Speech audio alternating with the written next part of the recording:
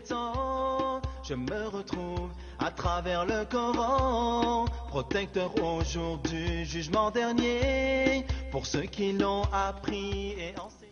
Abdul Karim Sani, assalamu alaikum. Wa alaykum assalam wa rahmatullahi wa barakatuh. Vous êtes celui qui anime notre rubrique de la lecture du Coran. Je rappelle que vous êtes, disons, à la fois, disons, enseignant, même si vous n'aimez pas qu'on vous traite d'enseignant. Mais ce qui est important pour moi, ça, on n'avait jamais parlé de ça, c'est que vous avez participé à plusieurs compétitions de mémorisation du Coran. Vous avez même des trophées. Parlez-nous-en avant qu'on aille dans le vif du sujet. Vous avez eu combien de trophées déjà? Bon, j'en suis jaloux. Hein. Non, bon, je n'ai pas eu de trophée. D'accord. J'ai participé quand même à beaucoup de concours de récitation du Coran. Dans quel pays? Aussi bien au plan local qu'au plan international. Et le dernier est en date d'avril 2016. Avril 2016, c'était où? Au Koweït.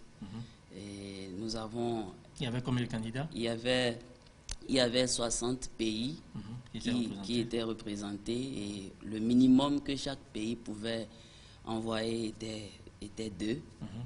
Certains pays avaient envoyé un candidat, mais dans la majorité, dans la moyenne, c'était 2 candidats. Donc si on passe sur le postulat de 2 candidats, donc on a 100, combien? 120 candidats. Ouais. Puisque vous avez dit 60, ça fait 120. Voilà. D'accord. Vous avez coupé quel rang dans le tout dernier? Pour être franc, je n'ai pas été bon là-bas.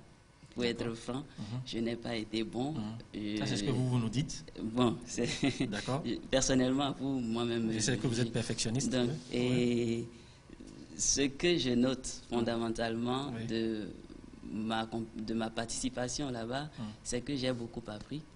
J'ai beaucoup appris et ça m'a ouvert les yeux.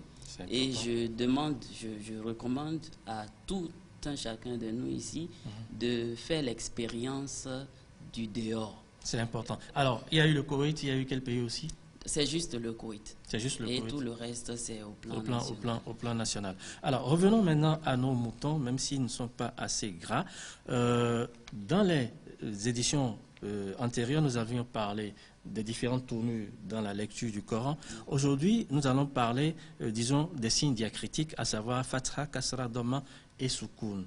Alors, qu'est-ce que vous pouvez nous en dire dans la lecture, dans cette bonne lecture du Coran dans le Tajwid?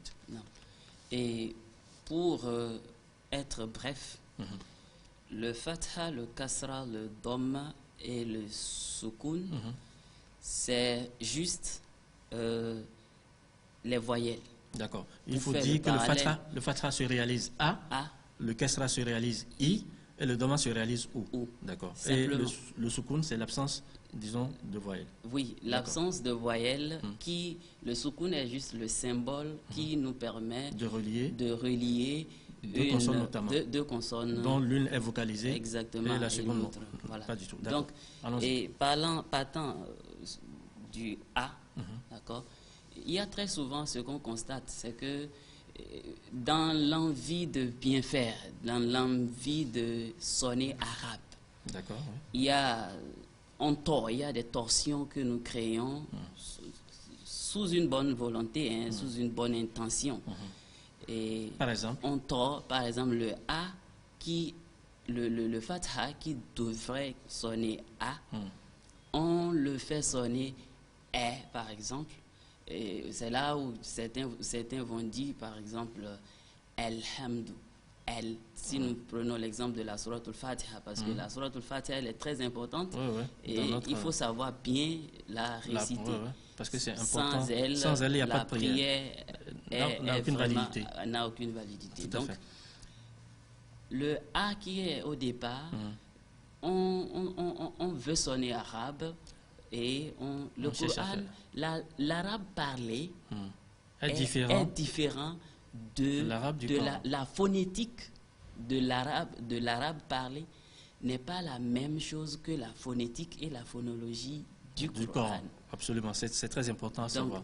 Le A doit sonner. Donc d'où il est important d'apprendre aussi. Oui, d'où il est important de s'informer sur les deux côtés. D'accord. Et d'apprendre sous la conduite quand même de quelqu'un qui est malheureusement, on n'a pas beaucoup de temps. Voici ce que je vous propose, frère Abdelkarim Sani. Je vous propose dans l'émission suivante de revenir en détail sur ces différents paramètres dont nous avons parlé. Mais je ne veux pas vous laisser partir sans vous demander en quoi est-ce que c'est important ces détails, parce que d'autres m'ont dit, mais c'est quoi ces détails trop techniques? À quoi ça sert finalement?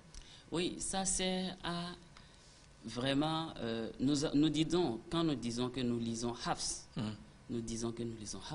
il y a des particularités que Hafs respecte. Et donc, quand nous sommes dans la logique de Hafs, on doit prononcer les fatha, les kasra selon Hafs.